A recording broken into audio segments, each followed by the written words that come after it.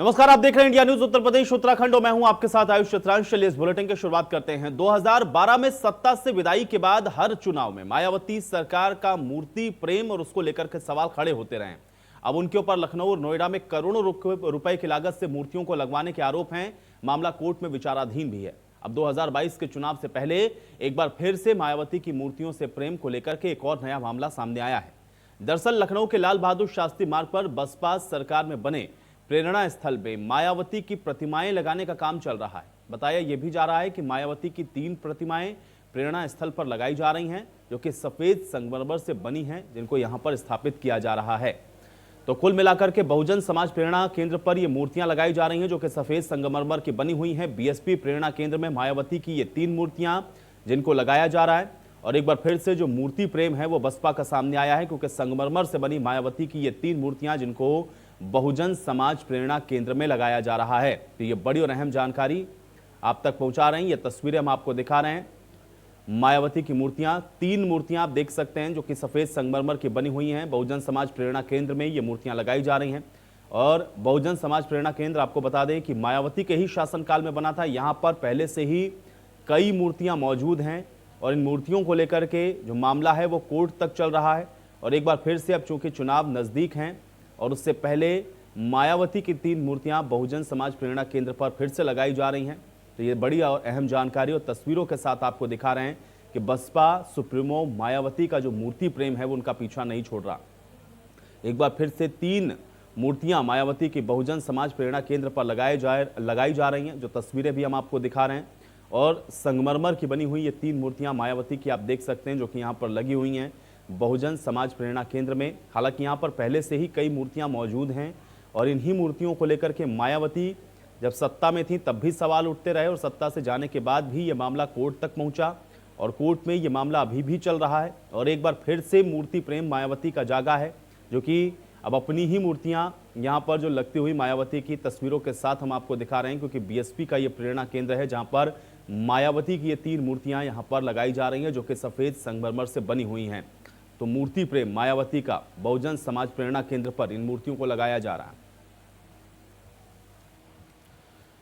और चलिए बातचीत करते हैं। खुर्रम निजामी हमारे सहयोगी जुड़ चुके हैं ज्यादा जानकारी के साथ। खुर्रम, एक बार फिर से हम ये कह सकते हैं कि मायावती का जो मूर्ति प्रेम है वो जागर हो रहा है, क्योंकि अब बहुजन समाज प्रेरणा केंद्र पर फिर से 3 मूर्तियां लगाई जा रही हैं। तस्वीरें भी हम लोग देख पा रहे हैं। क्या समझा जाए और क्या मायने? देखिए आयुष, पहली बात तो ये बता दूं कि जब मैं वहां खुद गया था देखने के लिए मूर्ति को, जो प्रेरणा केंद्र में मूर्तियां लगाई जा रही दोबारा, तो वहां पर जो मौजूद है सुरक्षा कर्मियों का ये कहना था कि वो मूर्तियां पहले से थी, उनका रंगोरोगन किया जा रहा है, उनकी मेंटेनेंस की जा रही है। तो ये बात उनका टेक है जो सुरक्षा कर्मी थे। लेकिन इसका मैसेज क्या है, ये बात बिल्कुल साफ है। दूसरी बात यह है कि इसका मैसेज इसलिए साफ हो जाता है क्योंकि पहले राम की मूर्ति, उसके बाद परशुराम की मूर्ति और अब मायावती, जो अपने खुद को एक बड़ा दलित आइकन बताती हैं, खुद को सबसे बड़ा वो चेहरा और नाम बताती हैं जो दलितों को धार कर सकता है। मायावती अपने खुद को मानती हैं, इसलिए वो अपनी मूर्तियां लगाती हैं। ये जो उनका अपना खुद का मूर्ति प्रेम है ये जग जाहिर है, इसे कोई छुपा हुआ नहीं है। तमाम जहाँ बहुजन समाज पार्टी के सरकार में जाके मायावती मुख्यमंत्री थी, जहाँ भी उनको उपयुक्त लगा जगह पर उन्होंने वहाँ पर अपनी मूर्ति लगाई, काशीराम की मूर्ति लगाई, रामा देवी की मूर्ति लगाई, अम्बेडकर की मूर्ति लगाई और कुछ जगह तो उन्होंने आदमकद मूर्तियाँ लगवाई। लेकिन इसका मैसेज क्या है और इस वक्त जरूरी क्यों है इस पर बात करना, क्योंकि रंगो रोगन हो रहा है, साफ हो रहा है, तो इस वक्त क्यों हो रहा है ये बड़ा, क्योंकि हर साल होता तो समझ में आता, लेकिन ये पहली बार हमने देखने को मिल रहा है कि मूर्तियां साफ हो रही है। अगर मूर्तियां साफ हो रही हैं तो फिर हम लोग को अंदर क्यों नहीं जाने दिया गया, ये बड़ा सवाल है। क्योंकि बंद कर दिया गया था, उनसे कहा नहीं कोई अंदर जाने की जरूरत नहीं है आप लोगों को। तो प्रेरणा स्थल के अंदर अगर आम जनता नहीं जा पाएगी, मीडिया नहीं जा पाएगी, तो सच्चाई वही होगी जो नहीं बिल्कुल। लेकिन खुर्रम थोड़ा सा इसको स्पष्ट करें, क्योंकि बहुजन समाज प्रेरणा स्थल जो बना है अमूमन वहां पर आमतौर पर लोगों को आने जाने की तो इजाजत होती है, ऐसा तो नहीं है कि वहां पर कोई जा नहीं सकता है। क्यों रोका गया, क्या ये आपने जानने की कोशिश की या जो आपको रोक रहे थे उनसे आपने पूछा? और दूसरा ये बताएं कि क्या ये स्पष्ट हो सकता है कि ये नई मूर्तियां लगाई जा रही हैं या जो पहले से मौजूद सिर्फ उन्हीं को साफ सफाई और उन्हीं का रंग रोगन हो पा रहा है? इन दोनों ही चीजों में जो संदेह की स्थिति है, क्या वो क्लियर होती हुई नजर आई है खुर्रम? देखिए आयुष, मैं खुद अपना पर्सनल एक्सपीरियंस यहाँ बताता हूँ कि जब मायावती की सरकार थी तो मैं खुद एक बार प्रेरणा स्थल गया था। मायावती वहाँ पर आई थी देखने के लिए, वहाँ दौरा करने आई थी मायावती। और वहां मैं खुद अंदर गया था, तो मायावती ने खुद मुझसे पूछा था, वो मुख्यमंत्री थी, उन्होंने खुद मुझसे पूछा था कि आज से पहले कभी यहाँ पर आए हो? मैंने कहा मैं इससे पहले कभी यहाँ नहीं आया। तो उन्होंने अपने के साथ जो उनके सिपहसालार थे तमाम लोग, वहाँ एस सी मिश्रा मौजूद थे, नवनीत सहगल मौजूद थे और तमाम अधिकारी मौजूद थे, उनसे जब उन्होंने पूछा क्यों नहीं किया जाता, तो वो चुपचाप रह गए। बाद में उन्होंने बताया कि सुरक्षा के दृष्टिकोण सब लोग को आने के अंदर इजाजत नहीं है, किसी एक दिन खुलेगा तो लोग आ सकते हैं। यानी कि ये बिल्कुल साफ है, ये मेरी फर्स्ट हैंड इंफॉर्मेशन है और फर्स्ट हैंड एक्सपीरियंस है, जो मायावती ने मुझसे खुद पूछा था। तो आप इसे समझ सकते हैं कि मायावती का इंटेंशन क्या था, उसके बाद जो उनके अगल बगल रहते उनका इंटेंशन क्या था। खैर वो अलग सी बात है, लेकिन आज जरूरत क्या पड़ी? जरूरत ये पड़ी क्योंकि चुनाव आ रहा है, जब मायावती ने देखा कि वो लोग पीछे होते जा रही है, कहीं दलित वोट बैंक पर कहीं दलित वोट बैंक ना खिसक जाए, इसलिए उन्होंने मूर्तियों का साफ सफाई करना शुरू कर दिया है। अगर वो जो सिक्योरिटी गार्ड से बात सही है तो, लेकिन जो पुख्ता जानकारी है वो यही कि तमाम ऐसी मूर्तियां भी रखी हुई हैं लखनऊ के अंदर, जिनको लगना था लेकिन सरकार बदल के रख नहीं पाई। तो अब उसी साल लगा करके एक बार दलित वोट बैंक को मैसेज दिया जा रहा है कि मायावती वापस लौट आई हैं, क्योंकि कोरोना काल के चलते कोई बड़ा सम्मेलन नहीं हो पा रहा, कोई बड़ा कार्यक्रम नहीं हो पा रहा। बिल्कुल खुर्रम, आप जो बात कर रहे हैं शायद यही जो मैसेज है वो देने की कोशिश, और इस वजह से भी एक बार फिर से ये जो मूर्ति प्रेम है वो मायावती का साफ तौर पर नजर आ रहा है। ये बात अलग है कि वहां पर अंदर जाने की जो इजाजत है वो नहीं दी जा रही है। खुर्रम, आप हमारे साथ बने रहें, अगली खबर पर भी हम आपसे बातचीत को जारी रखेंगे। एक और बड़ी जानकारी इस बीच लखनऊ से ही, वो भी अपने दर्शकों तक पहुंचा देते हैं। तो ये बड़ी और अहम खबर लखनऊ से मिल रही है। एमएलसी रामलली ने गृह मंत्री अमित शाह को एक पत्र लिखा और अमित शाह को चिट्ठी भेज करके अपना जो दर्द है वो दर्ज करवाया। गोपीगंज थाने में दर्ज मुकदमे की जांच सीबीआई से करवाने की मांग की गई है।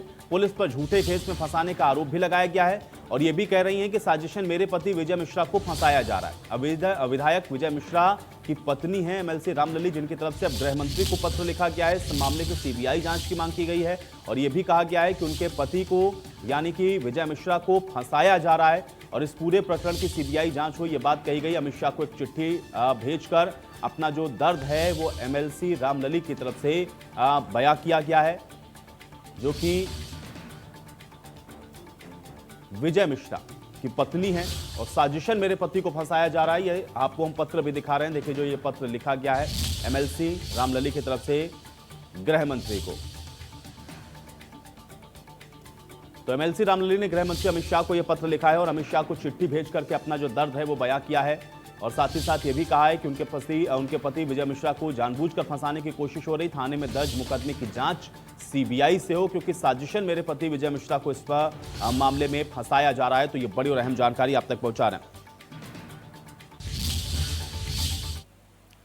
चलिए बढ़ेंगे आगे। भदोही के ज्ञानपुर से बाहुबली विधायक विजय मिश्रा ने एक वीडियो जारी किया है और अपनी जान को खतरा बताया है। दरअसल पुलिस की तरफ से एक लिस्ट जारी की गई जिसमें विधायक का भी नाम है। इससे बचने के लिए विधायक ने एक नया पैतरा खोजा है और उन्होंने ब्राह्मण होने की बात कहते हुए कहा कि मेरी जान को खतरा है। वहीं भदोही पुलिस ने इसको लेकर के एक ट्वीट किया और यह कहा कि विधायक असत्य तथ्यों को आधार बनाकर अपने आपराधिक कृत्यों से ध्यान भटकाने का काम कर रहे हैं। अब वीडियो जनता में भ्रम फैलाने के लिए बनाया गया है, यह बात भी पुलिस के द्वारा ट्वीट करते हुए कही गई।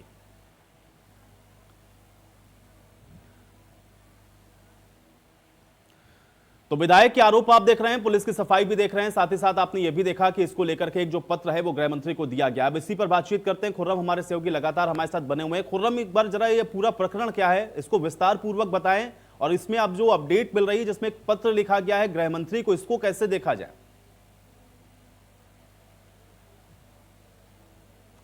देखिए जो माहौल चल रहा है उत्तर प्रदेश में अपराधियों को लेकर के वो बेहद संकीर्ण हो और बेहद सख्त जमीन हो चुके हैं अपराधियों के नीचे। आप देखिए जैसे मुख्तार अंसारी हैं और तमाम ऐसे बाहुबली थे, माफिया थे, जिनकी जांच बहुत जल्दी ईडी कर सकती है और इससे बहुत जल्दी पत्र लिखा जाने वाला है, जो हमारे सूत्र बता रहे हैं सरकार द्वारा कि ईडी आप जांच करें। 300 करोड़ से अधिक की संपत्ति जब्त अब तक की जा चुकी है। मुख्तार उसमें तमाम लोगों के नाम आ रहे हैं, उसमें मुख्तार का भी नाम है, अतीक का भी नाम है, लोग क्या आ रहे हैं वो दुगल था। तो विजय मिश्रा को समझ में आ रहा है कि अब हालात अच्छे नहीं है। अगर विजय मिश्रा कौन हम ये बताएं तो आप देखिए नंदी एक जो मंत्री हैं मौजूदा सरकार में, उन पर उनको जान से मारने की कोशिश की थी, उसमें विजय मिश्रा का नाम आया था, वो उसके एक आरोपी थे। दूसरी बात है और तमाम ऐसी हत्याओं में वो आरोपी हैं, उसमें उनका नाम आता रहा है और वो बहुत करीबी मुख्तार के बताए भी जाते हैं। और तो जाहिर सी बात है सरकार बहुत सख्त हो चुकी है और सरकार के ही एक बड़े मंत्री ने मुझसे आज ही की बात है, उन्होंने मुझसे इस बात को कहा कि अगर आप आज ब्राह्मण होने का वास्ता दे रहे हैं तो आपने किसके किसके हत्या की थी ये आप सोचिए। और हमारी सरकार में तो सिर्फ एक मुकदमा लिखा गया है और वो भी उनके परिजनों ने लिखवाया है, उनके खिलाफ सरकार ने नहीं लिखवाया गया है। वो एक परिजन एक शख्स जाता है जो उनका परिजन होता है वो लिखवाता है। 72 मुकदमे इससे पहले लिखे जा चुके पूर्ववर्ती सरकार, चाहे सपा हो चाहे बसपा हो। मुझे अच्छी तरीके से वो दिन याद है आयुष, जब नंदी पर हमला हुआ था, इनका नाम आ रहा था, तो किस तरह अखिलेश यादव ने बकायदा प्रेस कॉन्फ्रेंस रात को 12:30 बजे करी थी और बकायदा इंतजार किया था कि विजय मिश्रा का हालचाल जान ले, उसके बाद मैं बात करूं। मायावती, और ये बात यहां तक कहा जा सकता है कि तत्कालीन जो एक बड़े अधिकारी थे उनको ये बात कह दिया गया था मायावती ने कि इनका पर एनकाउंटर कर दीजिए। उनका दावा है, जो सरकार के बड़े मंत्री हैं उनका ये दावा है। तो ये साफ बात है कि एक तरह से जो विजय मिश्रा परेशान है और यही वजह है कि उनकी पत्नी ने अमित शाह जो होम मिनिस्टर उनको चिट्ठी लिखी है और बताया है कि वो एमएलए हैं, मैं एमएलसी हूँ, जान का खतरा है, हम लोग यहीं रहते हैं, हम लोग का ऐसा कोई काम नहीं है, कोई कार नहीं है। लेकिन ये एक अलग सी बात है। लेकिन जब शिकंजा कसता है और आप पे आरोप होते हैं, भले वो साबित ना हुए हों, तो आपको घबराहट जरूर होती है, क्योंकि जो माहौल होता है वो बहुत को बयां करता है। जो माहौल है, जिस तरीके से आप देखें, नहीं तो खुर्रम, क्या ये समझ लिया जाए, क्योंकि जिस तरीके से जो शिकंजा है वो लगातार राज्य सरकार के द्वारा कसा जा रहा है और वो देख रहे हैं वहां पर बैठ करके कि जो सरकार है वो सख्त है इन सारे मामलों को लेकर के, इस वजह से, क्योंकि अब प्रदेश के अंदर जो ब्राह्मण कार्ड है वो भी हम लोग देख रहे हैं, ब्राह्मणों की जो राजनीति है वो भी हम देख रहे हैं, ब्राह्मणों की मूर्तियों को लेकर के एक अलग प्रकार की राजनीति। क्या इसी सारी पशुपेश से निकलने के लिए या इन स्थितियों से ध्यान भटकाने के लिए, जिसका जिक्र भी पुलिस कर रही है अपने ट्वीट के अंदर, क्या ये माना जाए कि ये वजह हो सकती है कि ये बात कही गई कि मेरे जान का खतरा है, मुझे सुरक्षा नहीं मुहैया कराई जा रही है, जानबूझकर मुझे फंसाया जा रहा है, क्या ये एक बड़ी वजह मान लिया जाए खुर्रम इसके पीछे? जी बिल्कुल, देखिए ब्राह्मण कार्ड भी खेला गया है विजय मिश्रा की पत्नी के द्वारा, और पत्नी ने चिट्ठी लिखी है तो साफ बताता है, एक इमोशनल कार्ड भी है कि पत्नी अपने पति की सुरक्षा की गुहार लगा रही है। अमित शाह जी जो होम मिनिस्टर हैं इस देश को, उनसे गुहार लगा रही है, एक केंद्र सरकार तक जा रही है। लेकिन जो एक बात है कि जिस तरीके से एक नैरेटिव बन चुका है ब्राह्मण वोट बैंक को अपनी तरफ खींचने का, आप देखिए परशुराम की मूर्ति समाजवादी पार्टी लगा रही है, तो भारतीय जनता पार्टी उनसे सवाल कर रही है कि आपने ब्राह्मण के लिए किया क्या जब आपकी सरकार थी।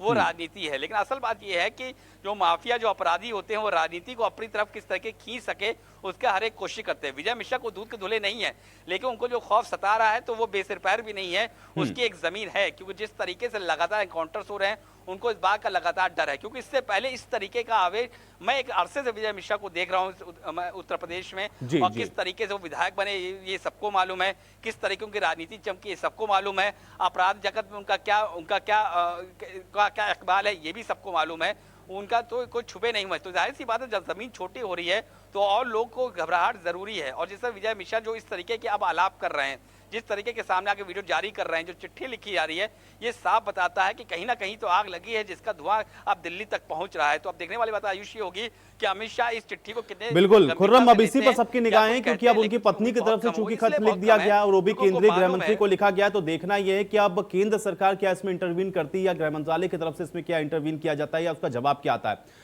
खुर्रम, एक और बड़ी महत्वपूर्ण खबर है, उस पर भी हम आपसे बातचीत को जारी रखेंगे, आप बने रहें हमारे साथ। एक और बड़ी जानकारी आज आप तक ये भी पहुंचा दें, अब घरेलू रक्षा विनिर्माण क्षेत्र को प्रोत्साहित करने के लिए केंद्र सरकार ने 101 सैन्य उपकरणों, हथियार और वाहनों के आयात पर 2024 तक रोक लगाई है और अब इनका निर्माण घरेलू स्तर पर होगा। इस निर्णय का सबसे अधिक लाभ उत्तर प्रदेश को मिलेगा और प्रदेश रक्षा विनिर्माण क्षेत्र से जुड़ी औद्योगिक इकाइयों के प्रोत्साहन में ये एक मील का पत्थर साबित होगा, क्योंकि भारतीय नौसेना और यूपीडा के बीच आज डिफेंस कॉरिडोर में सहयोग के लिए एमओयू साइन होगा। और इसको बड़ा महत्वपूर्ण इसलिए भी माना जा रहा है क्योंकि आत्मनिर्भर भारत की लक्ष्य की प्राप्ति के लिए ही यह करार होगा।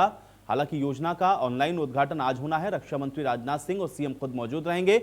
उत्तर प्रदेश में डिफेंस कॉरिडोर की स्थापना लखनऊ, कानपुर, आगरा, झांसी, चित्रकूट, अलीगढ़, ये सारे जनपदों को मिलाकर के की जा रही है और राज्य सरकार ने इन जनपदों के संपूर्ण भौगोलिक क्षेत्र को डिफेंस कॉरिडोर में समाहित किया है। अब उत्तर प्रदेश में वर्तमान में अलीगढ़, कानपुर, झांसी और चित्रकूट जिले में 1289 हेक्टेयर से भी ज्यादा भूमि रक्षा कॉरिडोर की स्थापना के लिए अधिग्रहित भी हो गई है।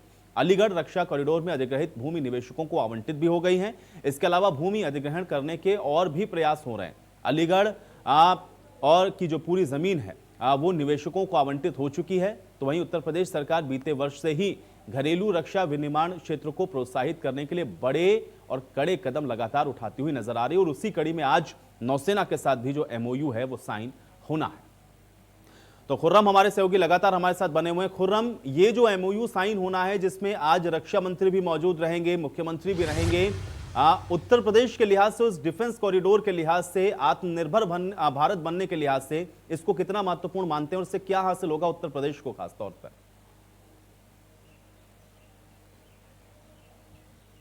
देखा आयुष, मैं आपको ले चलूंगा जनवरी के महीने में जब यहाँ पर डिफेंस एक्सपो हुआ था और उसका एक बड़ा एमओयू साइन हुआ था, तो उसी वक्त ये संकेत मिल गए थे कि अब उत्तर प्रदेश में डिफेंस के नजरिए से बहुत बड़ा कुछ होने वाला है और आज वो होने जा रहा है। आत्मनिर्भर भारत की जो बात है वो होने जा रही है। अब डिफेंस कॉरिडोर यहाँ बनेगा तो फायदा क्या होगा? पहला फायदा ये होगा कि जो यहाँ के लोकल टैलेंट्स हैं, जो लोकल स्किल्स हैं, उनको बड़ा फायदा मिलेगा। और जो सबसे बड़ा फायदा मिलेगा बुंदेलखंड एरिया को मिलेगा। बुंदेलखंड एरिया वो है जो इस वक्त अभी इस सरकार से पहले एक तरीके से फैक्ट्री बन गई थी पैसा कमाने की। वहाँ के जो नेता थे, नगरी थे, समाजसेवी थे, तमाम लोग जो पैसा वहाँ जाता था बुंदेलखंड का स्पेशल पैकेज, उस पैकेज का क्या होता था किसी को मालूम नहीं होता था, लेकिन बुंदेलखंड की स्थिति जस की तस रहती थी। अब सबसे बड़ा फायदा जब बुंदेलखंड को मिलने जा रहा है तो जाहिर सी बात है सबसे ज्यादा एक्सोडस अगर कहीं से होता है तो उस जगह से होता है जहां पर आपको भविष्य दिखाई नहीं देता।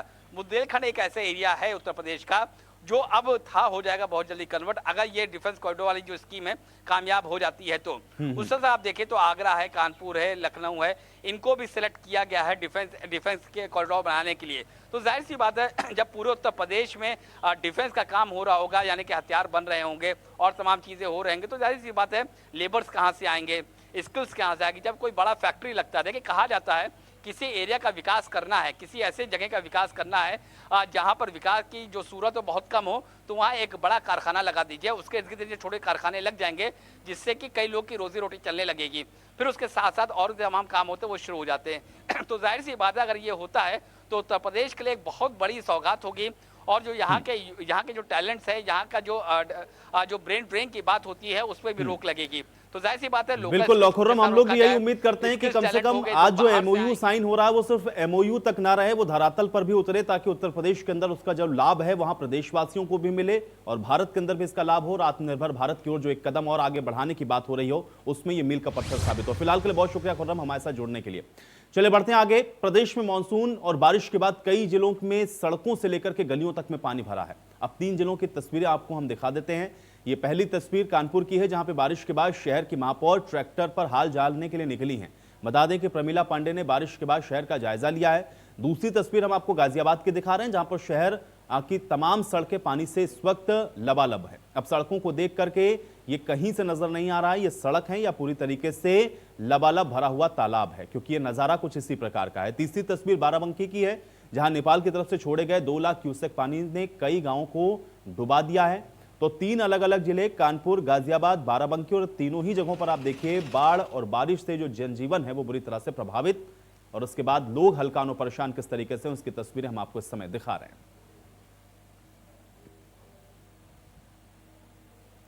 उधर कानपुर में बारिश ने नगर निगम की पोल खोल दी है और बीजेपी विधायक और मंत्रियों के घरों के बाहर तक पानी भरा हुआ है। इसमें पूर्व मंत्री प्रेमलता कटियार के आवास के बाहर एक कार बहकर पहुंच गई है। नमामि गंगे के तहत आपको बता दें कि नालों के निर्माण और सफाई पर करोड़ों रुपए खर्च हुए हैं, लेकिन हकीकत देखकर आप खुद अंदाजा लगा सकते हैं। और कानपुर की बीजेपी के मेयर प्रमिला पांडे सरकार होने के बावजूद भी नगर निगम के अधिकारी उनकी नहीं सुनते हैं, ये बात वो खुद कह रही हैं। अब जानकारी देने के बावजूद भी अधिकारी आनाकानी करते हैं, ये बात खुद मेयर की तरफ से कही गई और इसी से आप अंदाजा लगाइए कि किस तरीके से जो दावे हैं वो कितने हवाई हैं और जो असल हकीकत है वो क्या है। ये कानपुर की तस्वीरें हैं जो आप देख सकते हैं कैसे जो सड़कें हैं वो तालाब में तब्दील हो गई।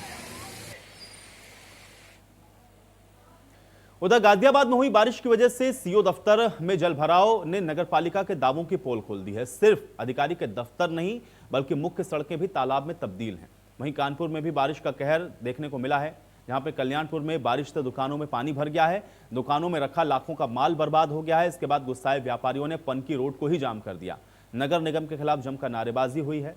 तो कुल मिलाकर के गाजियाबाद नगर निगम और कानपुर नगर निगम इन दोनों ही जगहों की क्या स्थिति है आप देख सकते हैं और कैसे ट्यूब पर बैठ करके तैरते हुए जो लोग हैं वो भी आपको यहां पर नजर आ रहे हैं। और बारिश और जल भराव के बाद स्थिति ज्यादा बिगड़ी कानपुर के अंदर, तो यहां पर पनकी रोड को भी स्थानीय लोगों ने जाम कर दिया है, क्योंकि देखिए दुकानों के अंदर तक पानी भर गया है।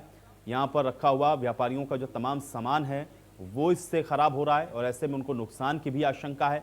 और इसी को देखते हुए व्यापारियों में भी आक्रोश है और इस आक्रोश को जताते हुए कानपुर में व्यापारियों ने पनकी रोड को जाम कर दिया है। घंटों तक यहाँ पर नारेबाजी हुई है। तो वहीं गाजियाबाद में भी सीओ दफ्तर तक जो पानी है वो पहुंच गया है। सड़कें पूरी तरीके से बारिश के बाद तालाब में तब्दील नजर आ रही हैं।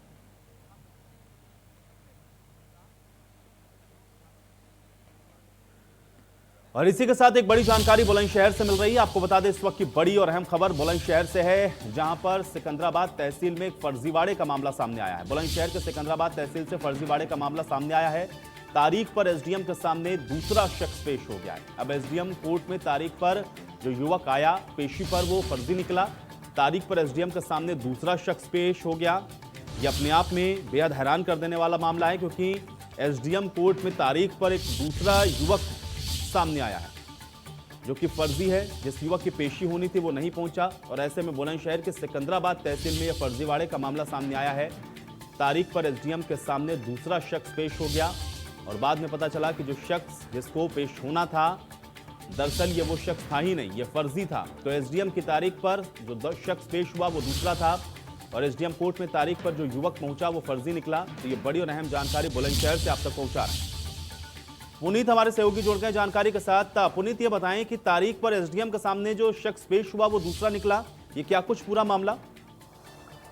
बिल्कुल, देखिए आयुष, अगर मामले की बात करें तो बुलंदशहर के सिकंदराबाद तहसील का मामला है, जहां ये बादशाहपुर का एक मामला था 1/7/16 का, जिसमें ये युवक तारीख करने के लिए गया था। और ये जो युवक था इसका नाम कृष्ण बताया जा रहा है, और ये मोनू युवक के नाम की तारीख कर रहा था। साथ ही जो दूसरा पक्ष था उसने एसडीएम को ये बताया कि ये युवक फर्जी है, तो एसडीएम महोदय ने उसको बैठा लिया और साथ ही वो जेल भेजने की तैयारी कर रहे हैं। लेकिन फिलहाल ये कब तक जेल भेजेंगे ये अभी कहना मुश्किल है। लेकिन ये सूत्रों से जानकारी मिली है कि ये युवक फर्जी था, जो दूसरी बार एसडीएम कोर्ट में तारीख करने के लिए आया था। जी बिल्कुल, लेकिन पुनीत ये भी बताएं कि अब ये जो शख्स पहुंचा वहां पर जो कि दूसरा और फर्जी बताया जा रहा है, एसडीएम का क्या कहना है? क्योंकि एसडीएम के ही आदेश पर जो शख्स था उसको पेश होना था, एसडीएम का वर्जन सामने आया।